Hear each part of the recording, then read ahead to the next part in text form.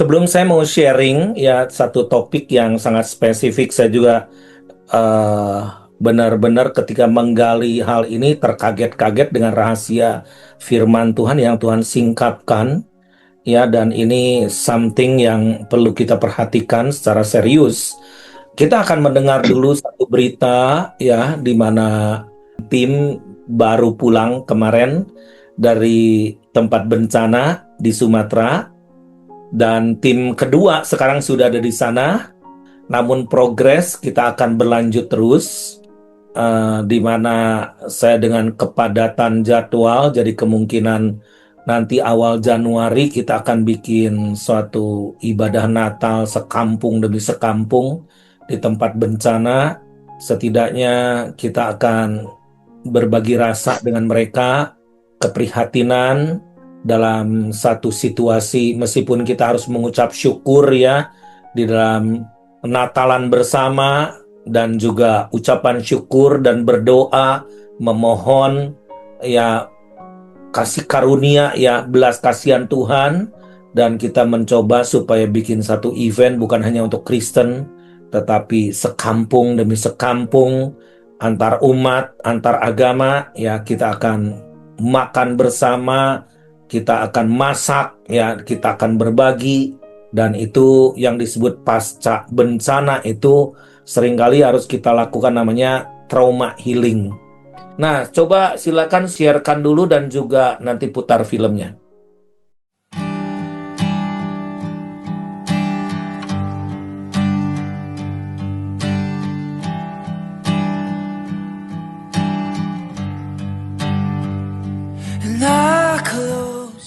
Mohon dukungan doa. Tuhan Yesus memberkati.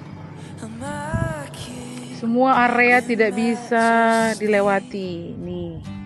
Ini area apa namanya? Pusat Pasar Baru. Tuka. Tuka. Pasar Baru. Belum tersentuh bantuan. Bantuan di sini hanya di kota. Jadi bantuan apapun, sapu, alat pel, air bersih, sembako sangat dibutuhkan. Gereja Bapak ini sudah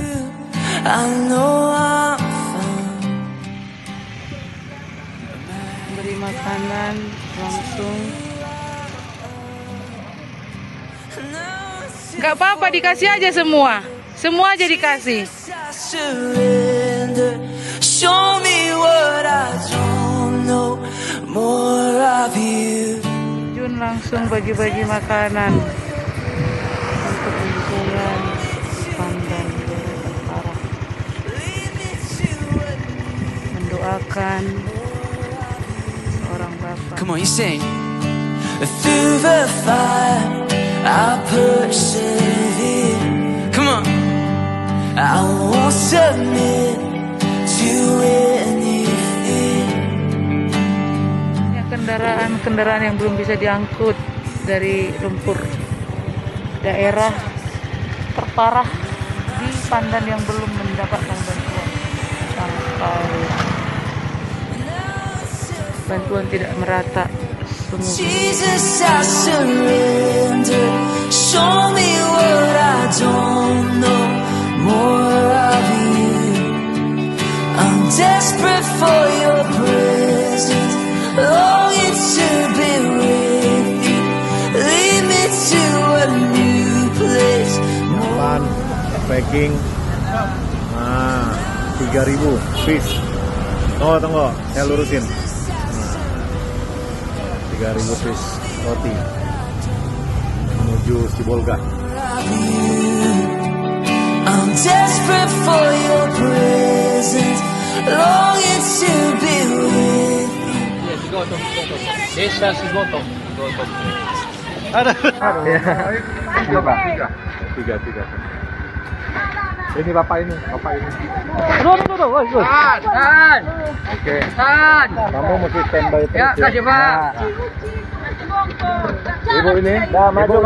Udah nanti saya itu jalan. Tunggu, jangan tunggu ini kan. Bisa nanti masih banyak yang mau dibagi itu. Kasih satu ya. capek nggak sempat masak kan. Mau masak juga akhirnya. Dia itu kayu-kayu. Perlu dikomentari. Tunggu. Sabar.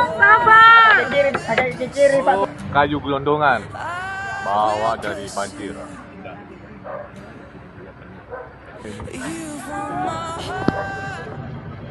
Jesus, you're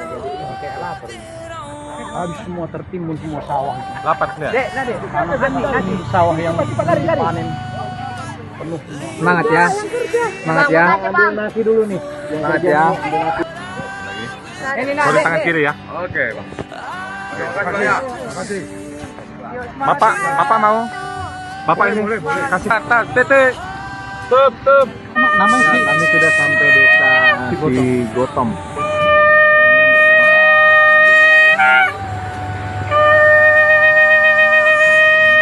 Pertama turun dari sini. Nah.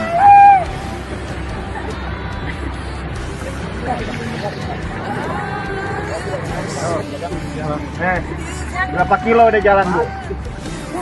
Hati-hati ya. Udah ya. Oke. Semangat ya, Bu, Dek.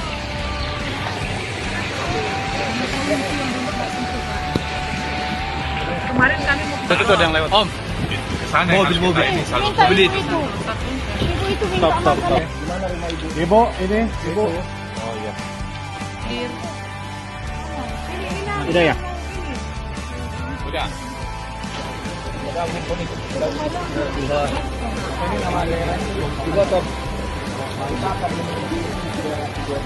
Menuju ke utara Bolon. Kita akan menuju ke sana dulu. Mobil ini ukuran mobil. Wah, di sini. Ini sudah perintah bantuan. Semua ini dipenuhi rumah orang ini. Kayu gelondongan Dan juga pasir. Pasir ini Kesini lah semalam Pak, makanya merinding. Udah makan, Bu? Terlalu ini sih. Sudah. Oh, ini gelondongan itu. Sinilah kita dulu ah. Ini masih kayu ya. Belum lagi kita kasih pangainya. Gelondongan. Merdamaikan hati orang yang sedih, yang kecewa, yang salah itu. ini kita butuh titik di sana. Oh Tuhan, tolonglah desa ini. Banyak sekali yang memang harus dibantu, itu banyak sekali. Betapa hati kami menjerit.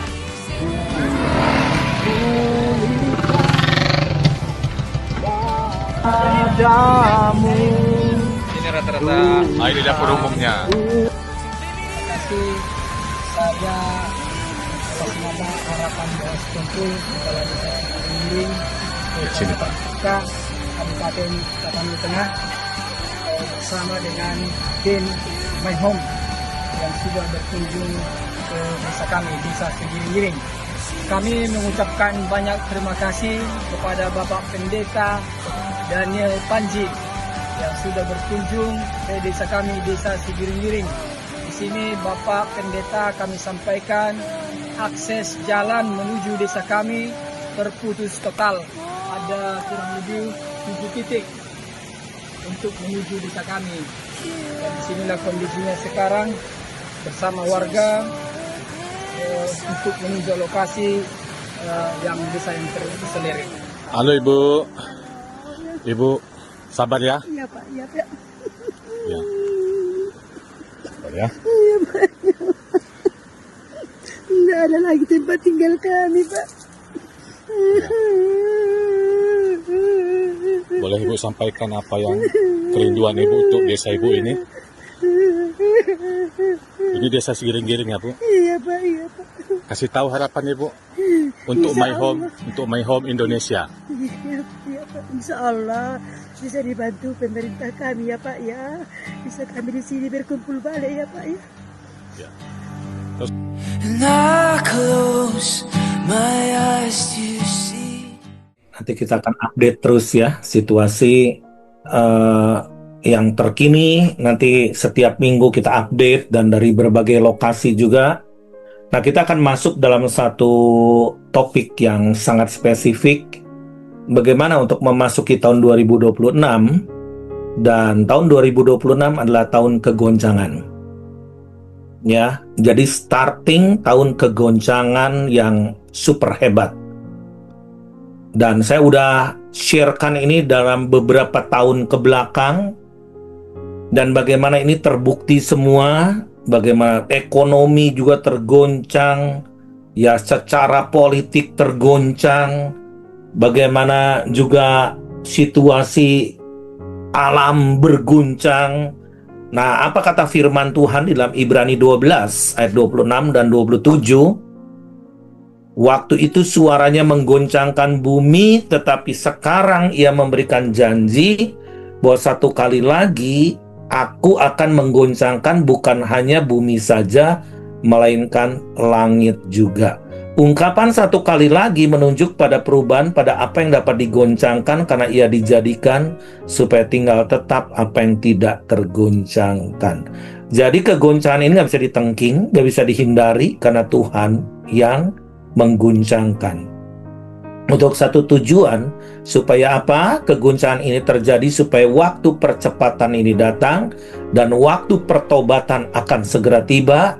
Nah, tetapi kalau kita lihat dengan sign yang ada, Bapak Ibu sekalian, ini akan terjadi suatu situasi di mana bumi ini akan mengalami kontraksi seperti wanita yang sakit bersalin. Ya, kalau wanita yang mau bersalin itu harus dibuat sakit. Kalau enggak bisa lahir bayinya.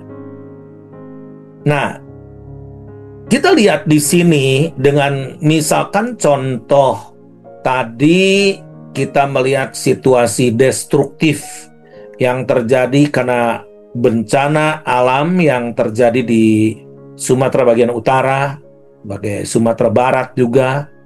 Tetapi ini badai siklon sedang datang juga, sedang menimpa Sulut, menuju ke Sulut, Kaltara, dan lain sebagainya. Nah, kita benar-benar butuh kemurahan Tuhan dalam hal ini. Tetapi yang warning dari BMKG sebetulnya bukan yang dari udara, tapi di bawah bumi sedang bergerak di Indonesia. Nah, kita harus benar-benar lihat dalam skala kedewasaan secara rohani. Bukan sekedar kekhawatiran, ketakutan, tetapi kita harus lihat di balik segala peristiwa ini sebetulnya Tuhan mau apa? Dan kita sedang ada di mana? Dan apa yang bagian Tuhan, apa bagian kita? Nah, saya coba cek ada suatu penemuan yang buat saya ini baru hanya beberapa waktu sebelum Zoom ini dimulai. Wow, ini something yang memang Tuhan singkat karena ini secara biblical yang nggak pernah terjadi sebelumnya gitu kan. Ada tanda-tanda di langit. Tanda-tanda di langit. Di dalam Yoel 2 ayat 30, 31, dan 32. Firman Tuhan mengatakan begini, aku akan mengadakan mujizat-mujizat di langit dan di bumi, darah dan api dan gumpalan-gumpalan asap. Matahari akan berubah menjadi gelap gulita dan bulan menjadi darah sebelum datangnya hari Tuhan yang hebat dan dahsyat itu. Dan barang siapa yang berseru kepada nama Tuhan akan diselamatkan, sebab di Gunung Sion dan di Yerusalem akan ada keselamatan. Seperti yang telah difirmankan Tuhan, dan setiap orang yang dipanggil Tuhan akan termasuk orang-orang yang terlepas. Ayat-ayat nubuatan ini diulang kembali di dalam Perjanjian Baru di dalam kitab Kisah Rasul ayat pasal yang kedua ayat 20 dan 21. Matahari akan berubah menjadi gelap gulita dan bulan menjadi darah sebelum datangnya hari Tuhan, hari yang besar dan mulia itu. Dan barang siapa yang berseru kepada nama Tuhan akan diselamatkan. Kita lihat kajian daripada nubuatan ini. Dimulai tahun 2025, ini kita ada di penghujung tahun 2025, ada terjadinya 3 kali bulan darah. Bulan menjadi darah. Dan herannya, itu bertepatan dengan hari besar Yahudi, Ibrani. Yaitu tanggal 14 Maret 2025 yang lalu, disebut Hari Raya Purim. Kalau Hari Raya Purim bagi bangsa Yahudi, orang-orang Yahudi, Ibrani itu hari raya besar karena hari pembebasan.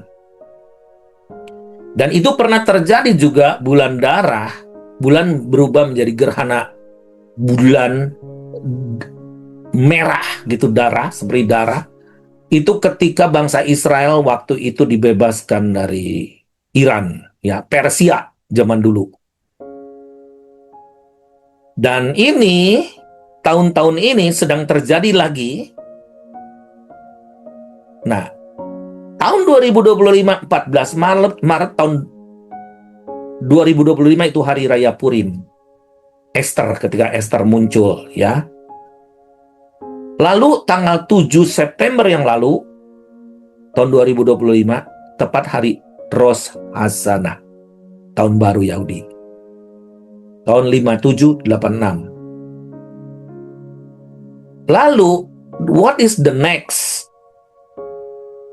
Tanggal 3 Maret 2026, jadi 4 bulan lagi, itu akan kembali ada bulan darah, bulan berubah menjadi darah, tepat hari raya Purim. Gak pernah dalam sepanjang sejarah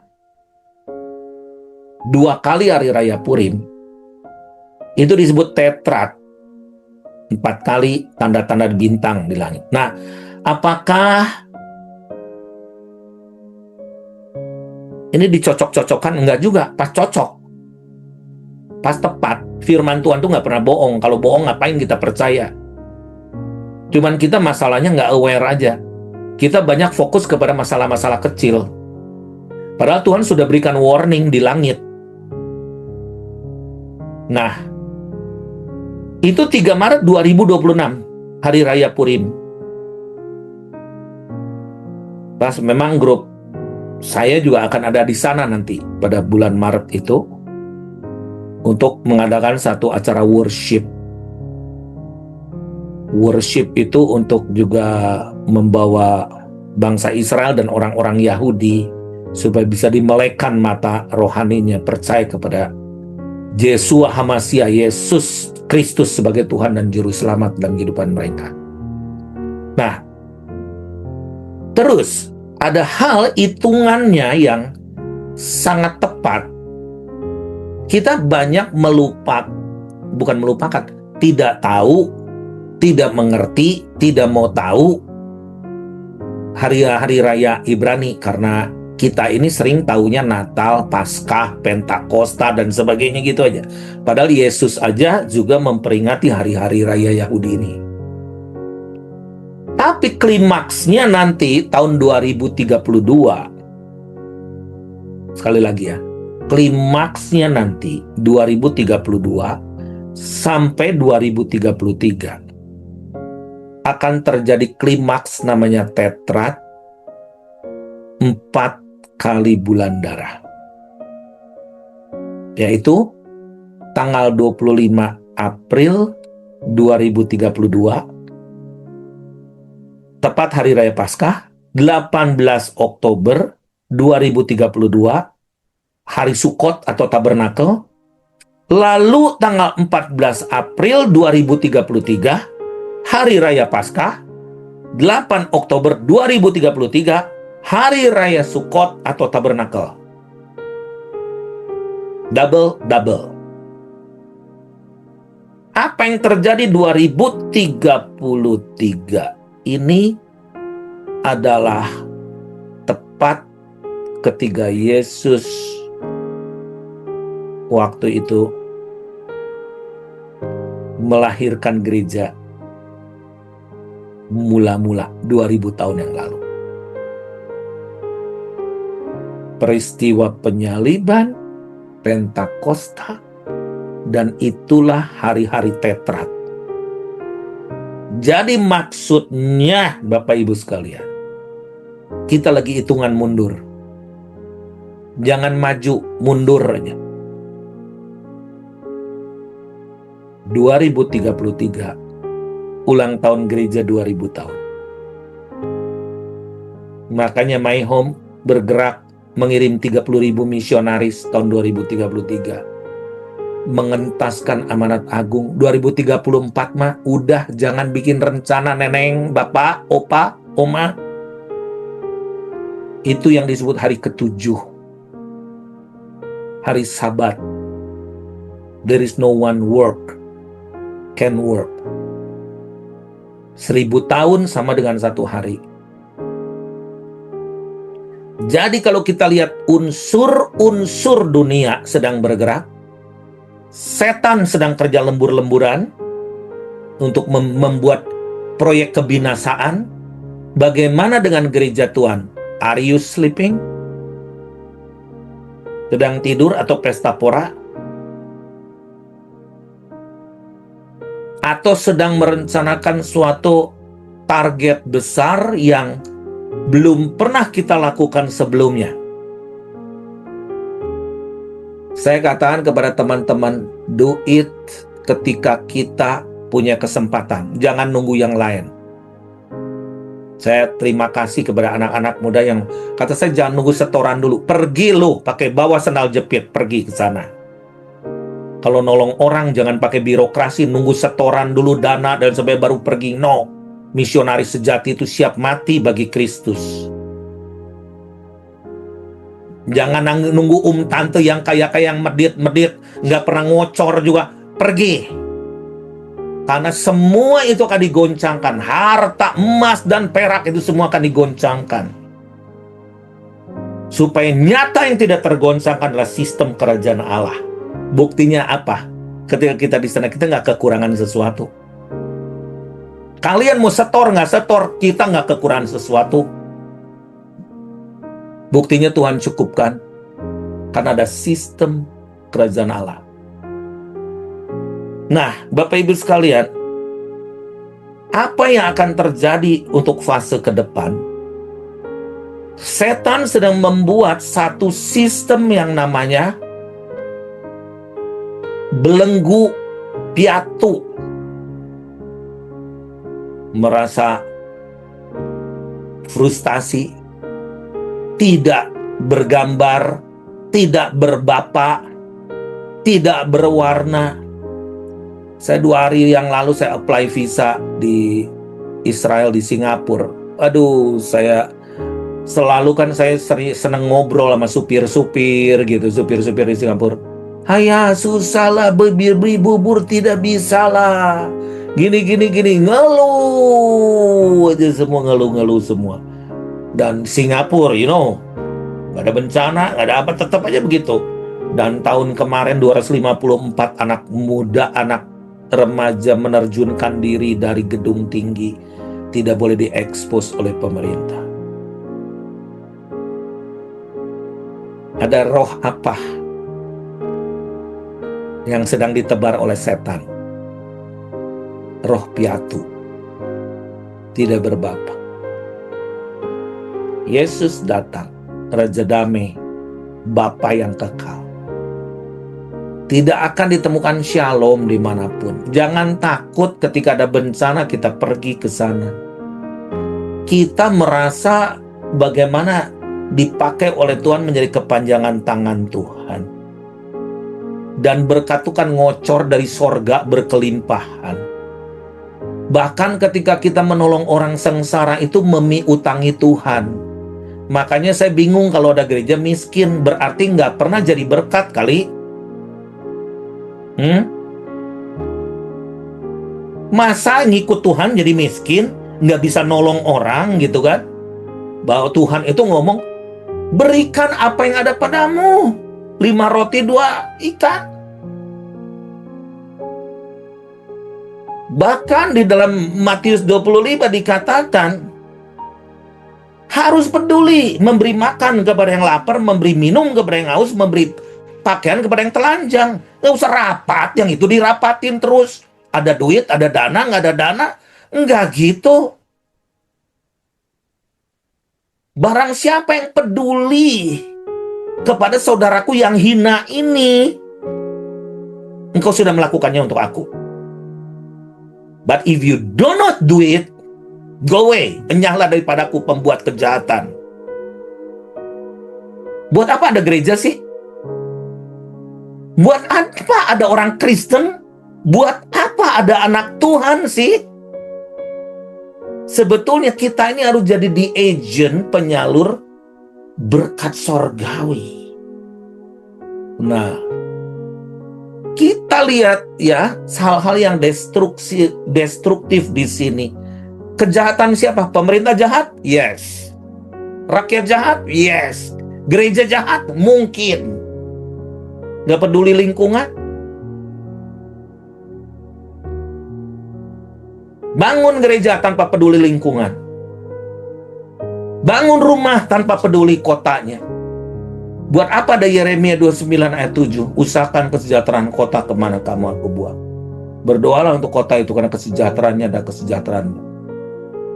Kepicikan kita umat Tuhan seringkali adalah self. For me, for me, for me.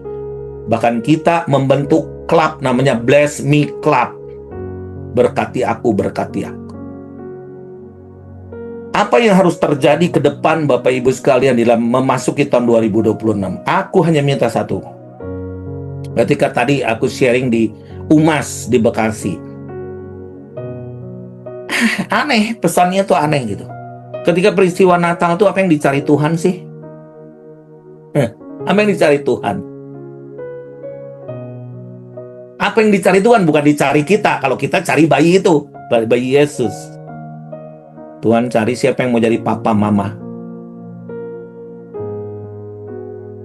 Siapa yang mau jadi Maria? Siapa yang mau jadi Yusuf? Siapa yang mau jadi kandungan rohani?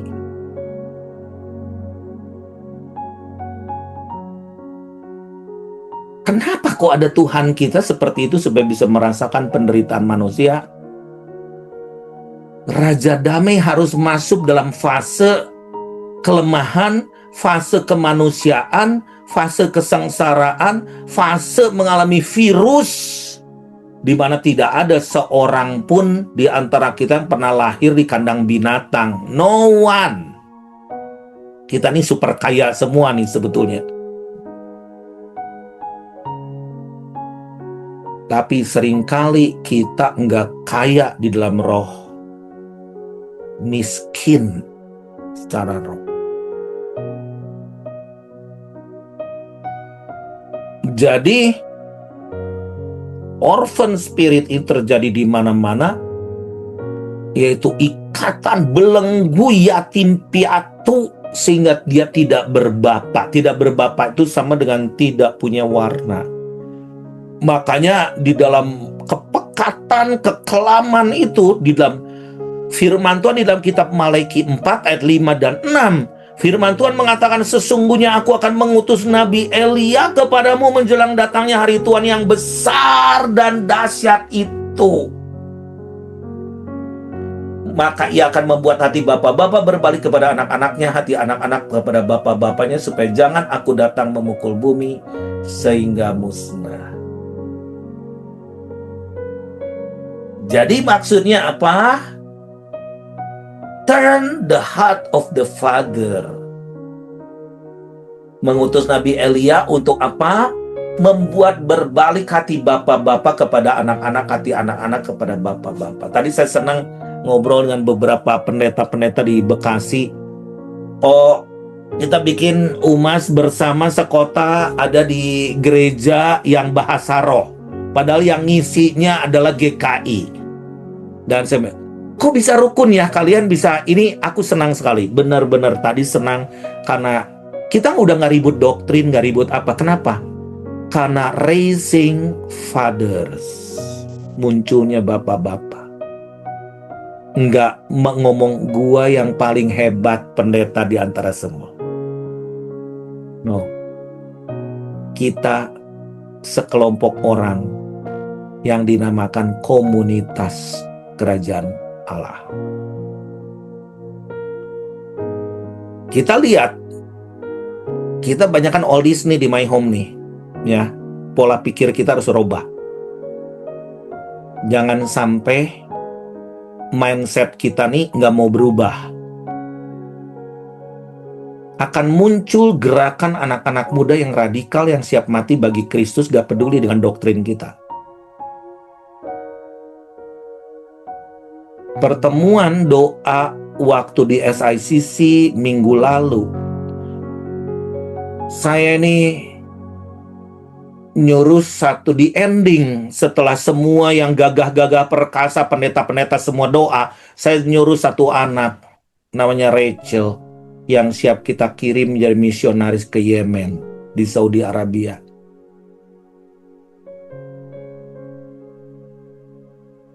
Dia dari GPDI, seorang anak pendeta kecil, belum pernah ke SICC, dan dia di panggung dia nangis. Umurku baru 25 tahun. Dan saya siap mati bagi Kristus. Jangan dipikir saya masih muda gak punya mimpi. Saya punya mimpi. Saya punya angan-angan. Saya punya cita-cita. Tetapi kenapa dia ngomong kalian tuh takut untuk menginjil? Kenapa gereja gak mengirim misionaris? Karena one day kita semua akan mati. Ada orang keselak bakso pun bisa mati. Mending kita mati bagi Kristus. Dia ngomong begitu sambil nangis. Jangan sampai kita mati gak lakukan apa-apa. Dia ngomong, di mana anak-anak muda bapak-bapak mana? Yang udah mendirikan gereja pada kemana?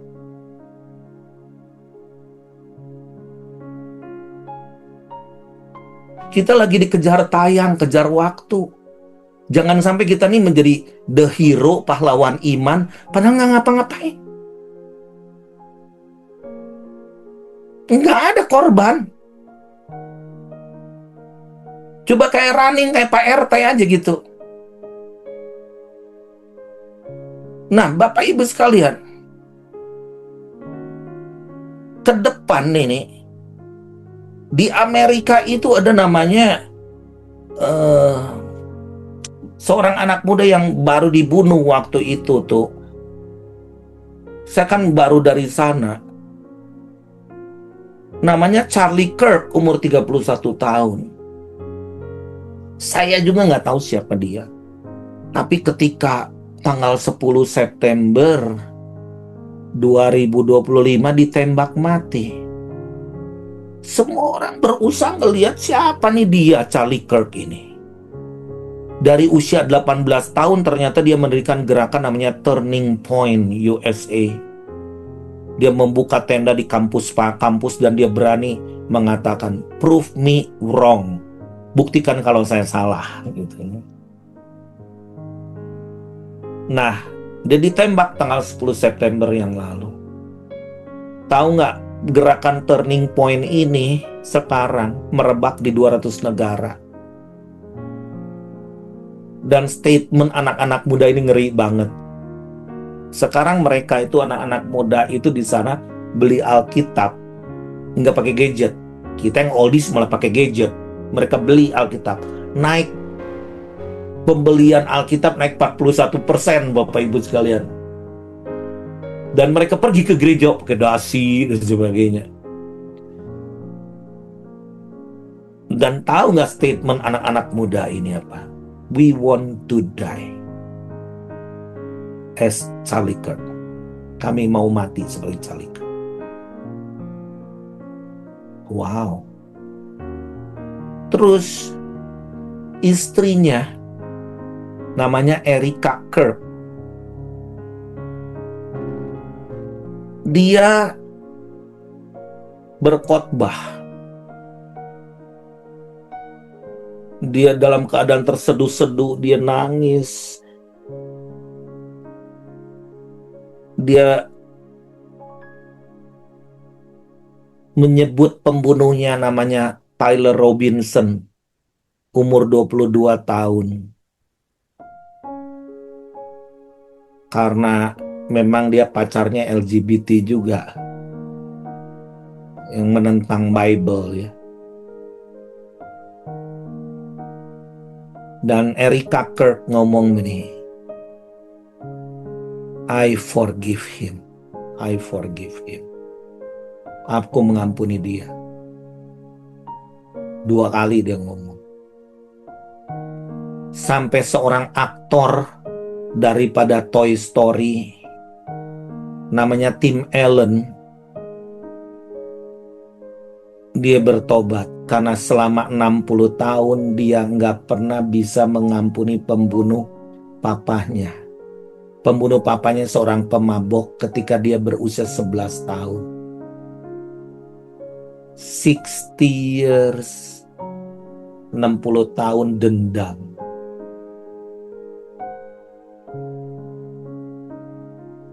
Apakah ke depan kita lihat model orang-orang seperti Charlie Kirk akan muncul mendadak dari belakang panggung yang biasa kita buat panggung? Orang anak-anak muda di sana langsung mereka baca Alkitab, gak mau dari gadget. Buka begitu, buka Alkitab. Ada satu perempuan buka Alkitab, dia langsung Yohanes 8 ayat 32, kamu akan mengetahui kebenaran. Kebenaran itu akan memerdekakan kamu. Dan itu ayat zat buat dia. This is about the truth. Dan sampai perempuan ini ngomong, everybody telling the lie, semua bohong. Hanya satu yang telling the truth. Yesus namanya. Nah, kalau kita lihat Bapak Ibu sekalian, di dalam Habakuk 2 ayat 14, firman Tuhan berkata begini, sebab bumi akan penuh dengan pengetahuan tentang the glory of God, kemuliaan Tuhan, seperti air yang menutupi dasar lautan. Jadi kata kemuliaan di sini adalah kabot, sementara kata Yunani padanannya adalah doksa. Ketua kata ini berbobot atau bobot berat. Jadi ke depan nanti ada kodrat. Saudara dan saya yang punya mengerti otoritas ini, yang mengerti kalian ada just in time, in the God's time, get ready. Mujizat itu jadi perkara kecil.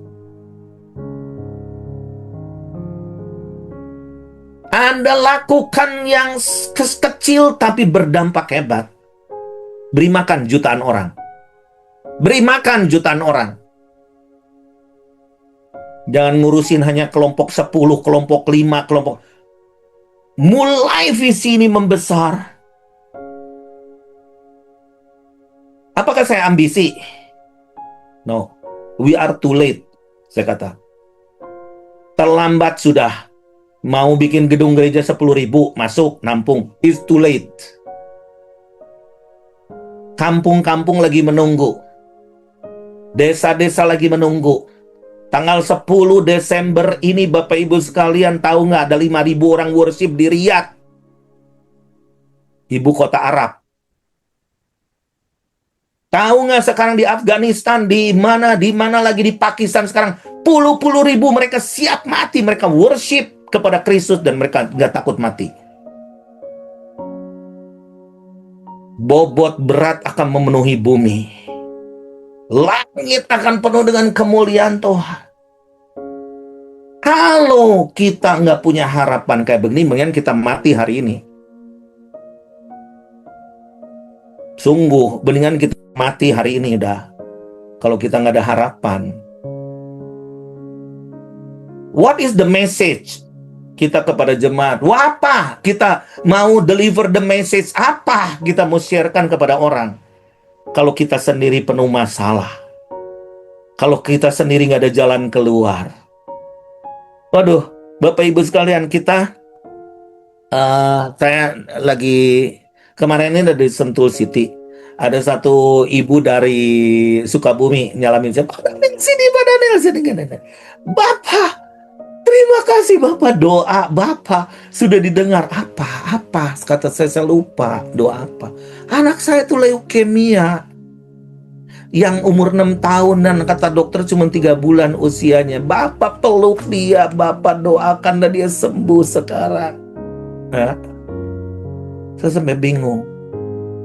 Apakah saya punya karunia kesembuhan? I don't know.